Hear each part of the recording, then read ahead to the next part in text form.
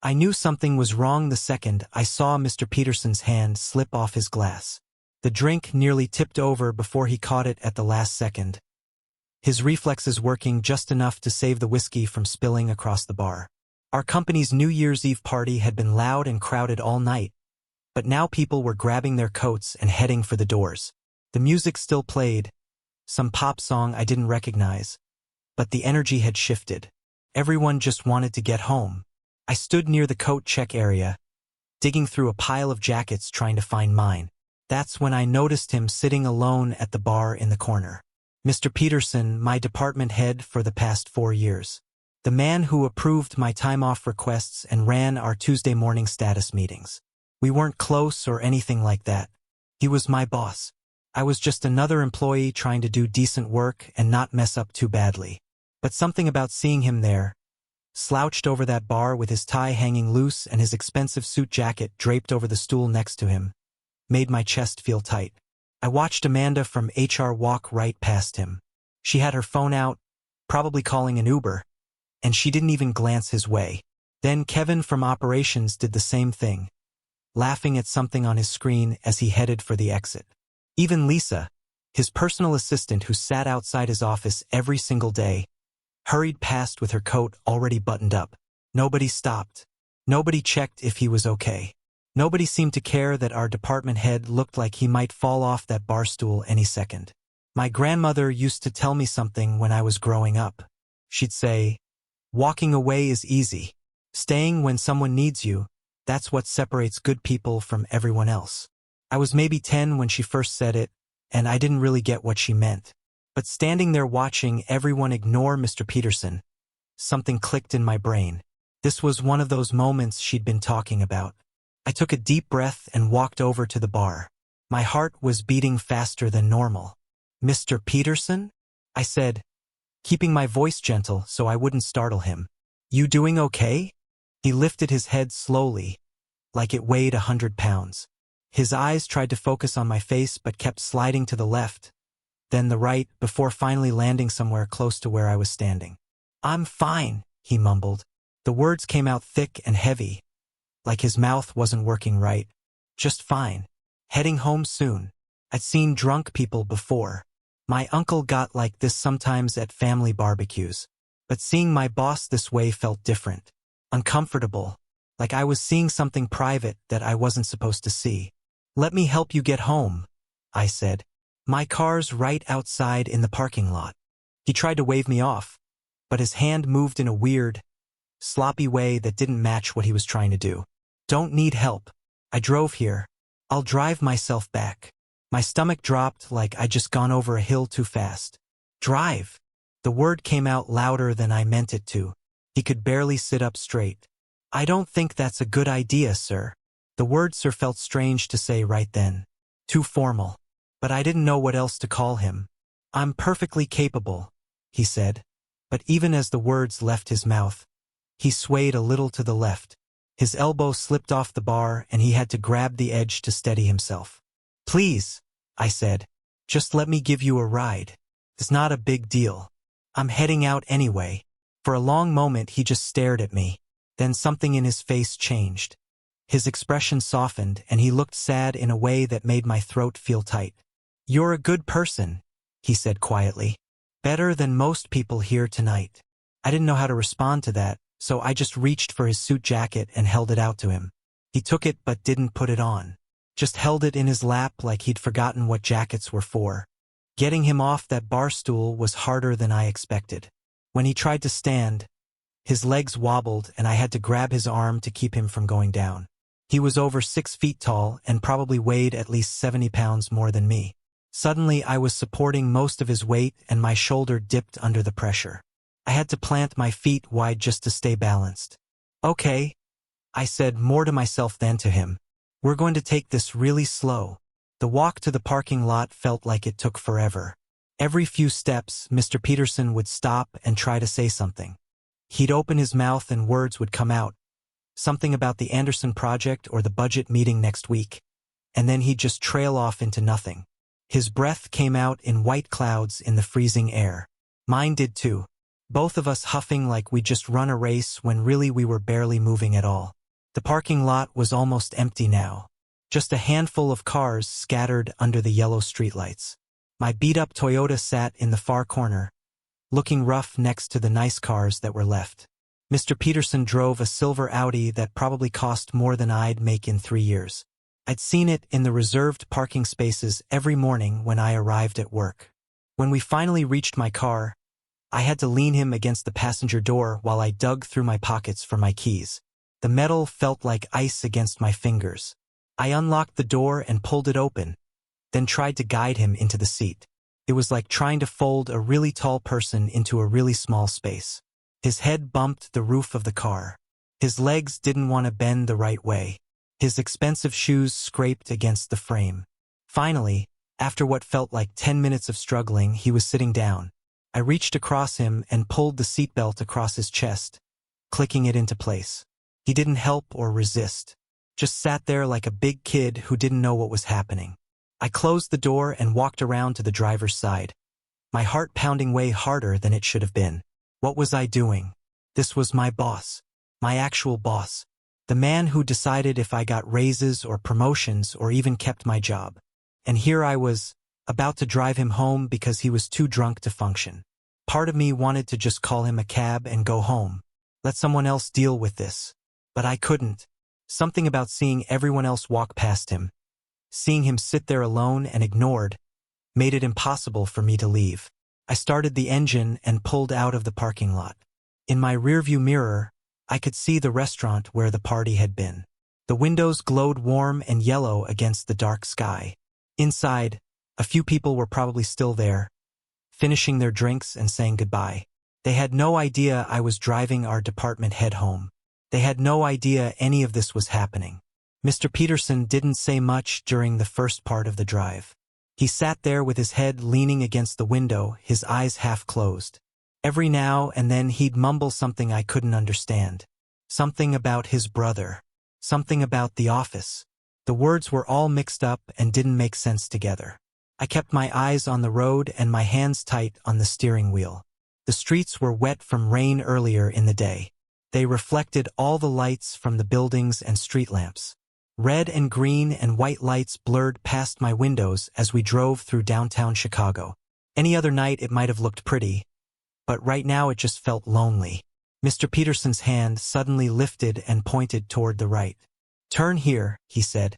His voice sounded far away, like he was talking from the bottom of a pool. Riverside Estates. I turned onto a wide street lined with enormous trees. Even in winter with no leaves, they looked impressive, their bare branches reaching across the road like they were trying to touch each other. The houses here were massive. Not just big, but actually massive.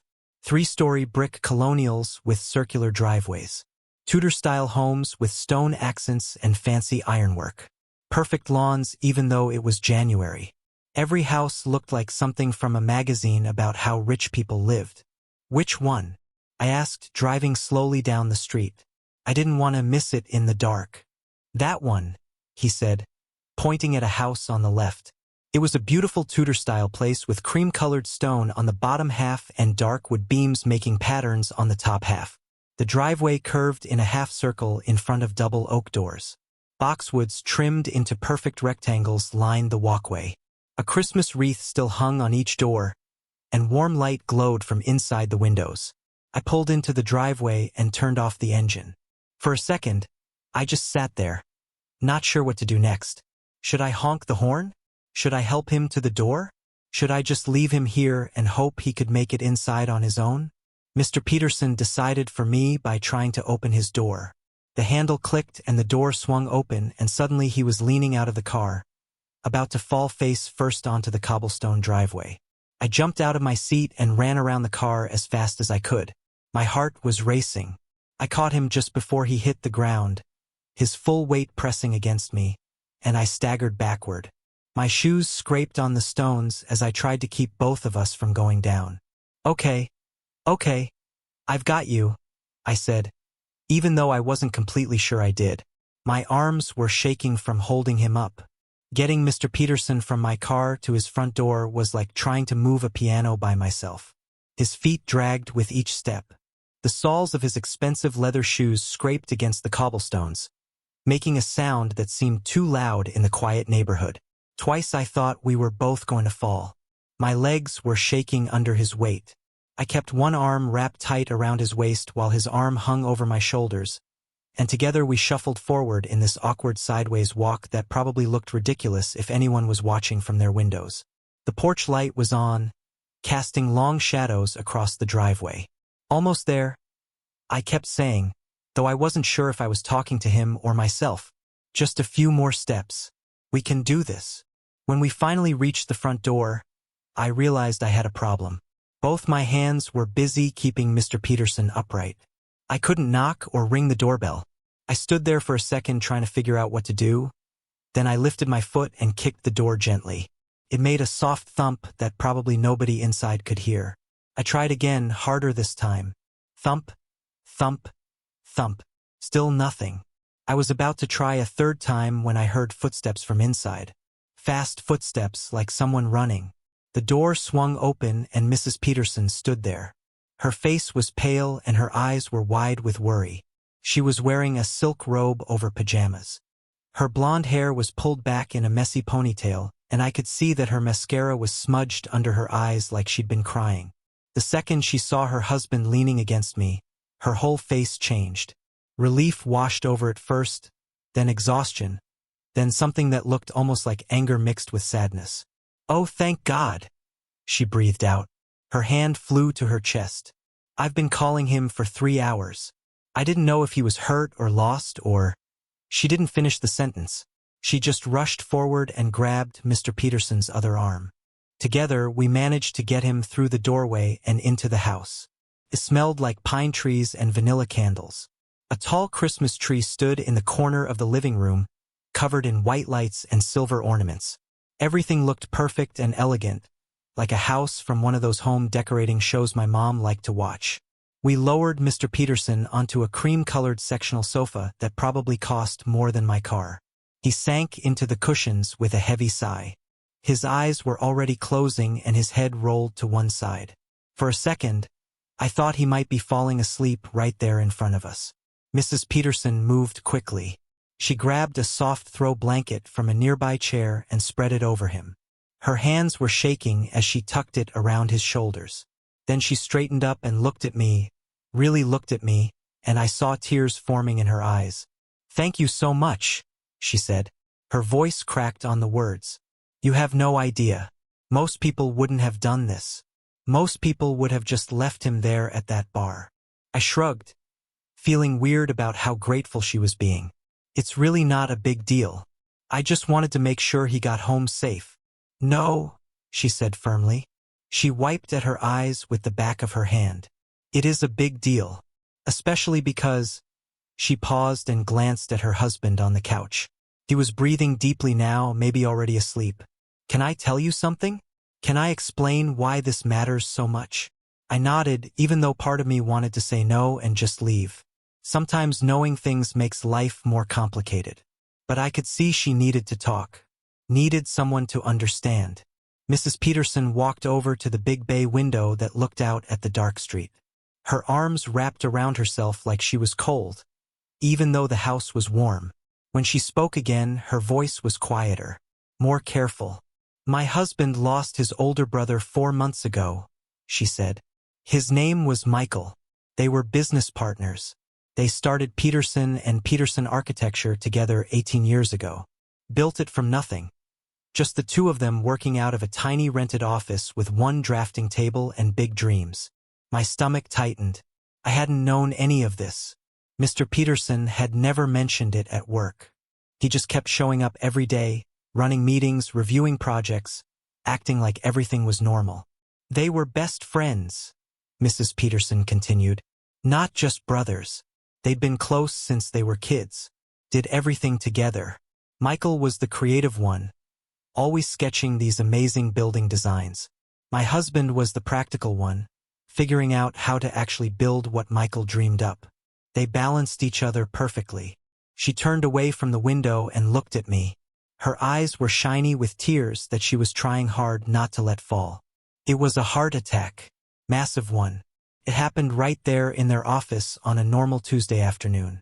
Michael was at his drafting table working on plans for a new medical center. He just collapsed. My husband was in the next room and heard the sound of him falling. He ran in and found his brother on the floor. I felt my throat getting tight. I didn't know what to say. What could anyone possibly say to that? He did CPR, she went on. Did everything the 911 operator told him to do. Breathed into his brother's mouth. Pushed on his chest. Counted the compressions. Begged him to wake up.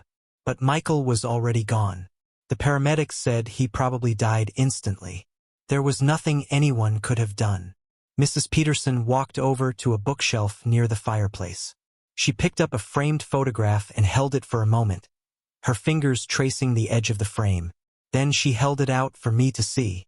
The photo showed two young men standing in front of a construction site. They were both wearing hard hats and holding a sign that said, "Future Home of Peterson and Peterson Architecture." Their arms were around each other's shoulders, and they had huge smiles on their faces. The kind of smiles people have when they're really, truly happy. One was Mr. Peterson, looking younger and more relaxed than I'd ever seen him. The other must have been Michael. They had the same strong jawline and the same shape to their eyes. You could tell they were brothers just by looking at them. "This was 20 years ago," Mrs. Peterson said softly. "Right when they were starting out. They were so excited about what they were building together. So full of hope and plans for the future." She set the photo back down on the shelf, adjusting it carefully so it sat exactly where it had been before. "Ever since Michael died, my husband has been different. He works until midnight most nights. Sometimes later. He barely sleeps maybe 3 or 4 hours. And he drinks." She said that last word quietly, like it hurt to say out loud. "Not just a glass of wine with dinner. He drinks until he can't think anymore. Until he can't remember. Until he can't feel anything." I looked over at Mr. Peterson sleeping on the couch, seeing him completely differently now. Not as my boss, not as some distant authority figure, but as a person who was drowning in grief and didn't know how to swim back to the surface. "I found bottles hidden everywhere," Mrs. Peterson said. Her voice was getting shakier. "In his car, behind books in his study, in the garage, even in the guest bathroom. Places I never would have thought to look. He thinks he's hiding it well, but I know. I see what's happening to him, and I don't know how to stop it." She walked over to where I was standing and looked up at me with desperate, exhausted eyes. "What makes it worse is the guilt. They had a fight the week before Michael died. A big one. There was this commercial project, a huge office building downtown, and Michael really wanted to take it on. My husband thought it was too risky, that they'd be stretching themselves too thin. They argued about it for days. Said things they didn't mean. My husband told Michael he was being irresponsible. Michael said my husband had no vision. They didn't speak for 5 days after that." Mrs. Peterson's voice dropped to barely more than a whisper. "Then Michael had the heart attack.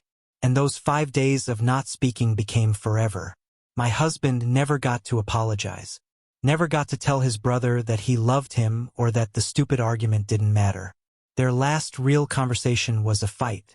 And now he carries that around every single day like this weight that just keeps getting heavier." She walked back to the window and stared out at the empty street. "Tonight, when he didn't answer my calls, I sat right here for 3 hours imagining the worst things.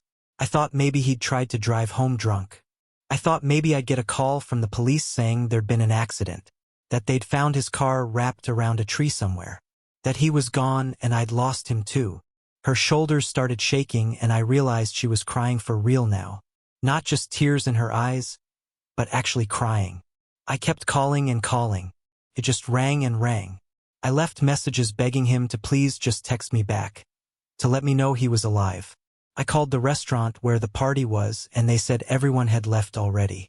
I didn't know what to do. I just sat here in the dark waiting and thinking about how I was going to survive if something happened to him. I felt my own eyes getting wet. I hadn't expected any of this when I'd decided to help Mr. Peterson. I just thought I was giving my drunk boss a ride home. I hadn't known about the brother or the guilt or any of it. Mrs. Peterson turned around and walked over to me. She grabbed both my hands in hers. They were cold and shaking. But you brought him home. You, someone who didn't have to care, who could have just walked away like everyone else did. You brought my husband home safely. And I need you to know what that means to me. She squeezed my hands tighter. It means I still have him. It means he's here, breathing, alive. It means I didn't lose him too. Her voice broke completely on those last words and tears streamed down her face. I didn't know what to say. My throat felt too tight to talk. Finally, I managed to get out. Is he going to be okay? Mrs. Peterson let go of my hands and wiped at her face. I don't know, she admitted. I really don't know. I've been begging him to see a therapist, someone who could help him deal with the grief and the guilt. But he refuses. He says he doesn't need help. He says he can handle it on his own. But he can't. Anyone can see that except him. She walked over to the couch and sat down in a chair across from where her husband was sleeping. She looked so tired, so worn down, like she'd been fighting a battle for months and was running out of strength to keep going. Would you like some tea? She asked suddenly, looking back at me. I know you've already done so much, but I'd like to offer you something. Something warm to drink at least before you go. I knew I should probably leave. It was late and this was clearly private family stuff. But something about the way she asked, the loneliness in her voice, made me say yes. We walked into the kitchen together. It was huge and modern with gray granite countertops and stainless steel appliances that looked brand new. Photographs covered the refrigerator, held up by magnets shaped like little buildings. Pictures of Mr. Peterson and his wife on vacation somewhere tropical. Pictures of the two brothers at various work events, always with their arms around each other. Pictures of happier times. Mrs. Peterson filled an electric kettle with water and plugged it in. The quiet, bubbling sound as it started to heat filled the silence between us. She got 2 mugs down from a cabinet and dropped tea bags into them. We didn't talk while we waited. But the silence wasn't uncomfortable. It felt like we were both just catching our breath. When the water was ready, she poured it into the mugs and handed me one. The heat felt good against my cold hands. We sat down at the kitchen table, a beautiful wooden thing that probably sat 8 people when they had dinner parties. Steam rose up from our mugs, carrying the smell of chamomile tea. He mentions you sometimes, Mrs. Peterson said after we'd been sitting there for a minute. Not by name exactly, but he talks about someone at work who still treats him normally, who doesn't act weird around him or avoid him because they don't know what to say about Michael. That surprised me. I didn't think Mr. Peterson noticed things like that. At work, he always seemed so focused on projects and deadlines and budget numbers, like he didn't have time to pay attention to how people acted around him. Most people at the office can tell something's wrong with him, she continued. They sense it even if they don't know why, and they've started avoiding him because of it. Fewer people come to his office with questions. Fewer people ask his opinion in meetings. They're all being careful around him, walking on eggshells, and I think that makes him feel even more alone than the grief does. She took a sip of her tea and looked at me over the rim of her mug. But you haven't done that. You've just been yourself around him. You've treated him like a normal person instead of someone broken. And that matters more than you probably know. I thought about all the times I'd knocked on Mr. Peterson's office door over the past few months, asking questions about projects, showing him designs I'd been working on, making small talk about the weather or weekend plans. I'd noticed he seemed tired and distracted sometimes, but I'd never thought too much about it, never connected it to anything serious. I should probably tell you something else, Mrs. Peterson said. She was staring down at her tea now, not looking at me. The drinking has been getting worse, not better. 3 weeks ago, I found him passed out in his car in our garage at 2 in the morning. He'd driven home somehow and made it into the garage, but couldn't make it inside the house. Just fell asleep right there behind the wheel. My stomach turned cold. Did he drive home like that? Drunk? She nodded, still not looking up. I didn't hear him come in. I woke up at 2 and realized he wasn't in bed. I went looking and found him there. The car was in park, but the engine was still running. The garage was filling up with exhaust. If I hadn't woken up when I did. She trailed off, but I understood what she meant.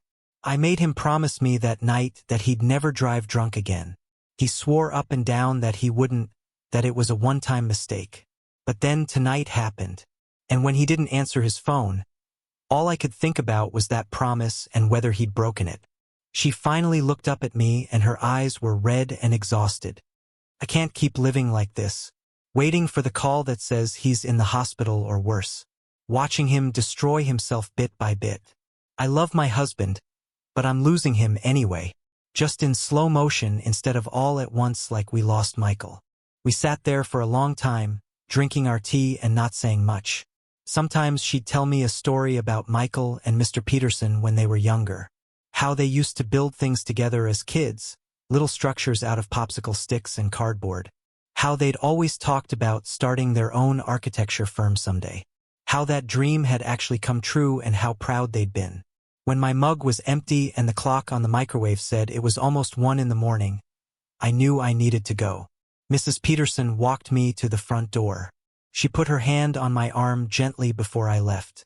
"You reminded me tonight that there are still good people in this world," she said softly. "People who care about others even when it's hard. Even when it would be easier to just look away and pretend you didn't see. That's a rare thing, and I won't forget it." I drove home that night with my head spinning. I kept thinking about everything she'd told me. About Michael dying on the floor of their office. About Mr. Peterson doing CPR on his own brother. About the fight they'd had and never gotten to resolve. About the bottles hidden all over the house.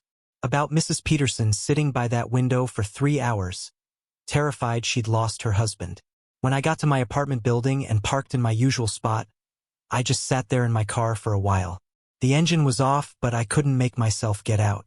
My building looked the same as always, but something felt different inside me. Like I'd stumbled into a moment that was bigger and more important than I'd understood when it was happening. I pulled out my phone and saw a text message from a number I didn't have saved. It was from Mrs. Peterson. "Thank you again for tonight.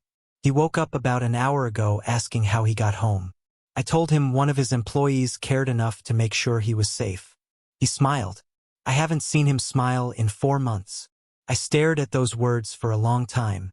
Then I typed back, "I'm glad he's okay. See you both at work on Tuesday." Felt too simple for what had happened. But I didn't know what else to say. Sleep didn't come easy that night. I kept replaying everything in my head. Mr. Peterson slumped at the bar. The way everyone had walked past him. Mrs. Peterson's face when she opened the door. That photograph of the 2 brothers on their opening day. Both of them so full of hope. Saturday felt strange and empty. I tried to do normal weekend things like laundry and grocery shopping, but my mind kept wandering back to that house on Riverside Estates. To the exhaustion in Mrs. Peterson's eyes. To her husband sleeping on that expensive couch. Looking vulnerable in a way I'd never imagined my boss could look.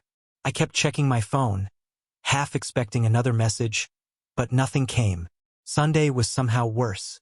I cleaned my entire apartment, which I never do, organized my closet, went through old papers and threw stuff away. Anything to keep busy. Anything to stop thinking about Tuesday when I'd have to see Mr. Peterson at work again. Would he be embarrassed? Angry? Would he pretend it never happened? Would he fire me for seeing him like that? By the time Tuesday morning rolled around, my stomach was in knots. I got to the office 30 minutes early, too anxious to stay home any longer. The building was quiet, just the hum of computers starting up and the gurgle of the coffee maker in the break room. I made myself a cup even though my hands were already shaky. Then I sat at my desk and stared at my computer screen, trying to focus on emails but mostly just worrying. People started coming in around 8:30. Amanda from HR with her usual giant purse. Kevin from operations carrying a breakfast sandwich. Lisa, Mr. Peterson's assistant, looking at her phone as she walked to her desk. Everyone moved through their routines like Friday night had never happened. Like the world hadn't shifted at all. Then at exactly 9:15, the front door opened and Mr. Peterson walked in. He looked rough. His hair wasn't as neat as usual. Dark circles sat under his eyes like bruises. His suit was pressed and his tie was straight, but something about him seemed off. Fragile, maybe. like he was holding himself together through pure willpower alone. Our eyes met across the office and time seemed to stop. My heart started hammering so hard I thought everyone could probably hear it. What was going to happen? Would he be angry? Would he yell at me for interfering? Would he tell me to pack up my desk? Then he smiled. Not his usual professional smile, the one he used in meetings. The smile was real. Soft. A little embarrassed maybe, but genuine. Like he was saying thank you without words. He walked over to my desk slowly and I could see other people glancing our way, curious about what was happening. Lisa paused at her desk, watching. Kevin stopped mid-conversation with Amanda, both of them turning to look. "Hey!" Mr. Peterson said quietly when he reached my desk. His voice sounded rough, like he'd been yelling or crying or maybe both. "Do you have a minute? Can we talk in my office?" I nodded. My throat felt too tight to speak. I stood up and followed him across the office, feeling everyone's eyes on us. Lisa gave me a questioning look as we passed her desk, but I just shrugged slightly. I had no idea what was about to happen. Mr. Peterson's office was in the corner with big windows that looked out over the parking lot. He closed the door behind us and pointed to one of the chairs across from his desk.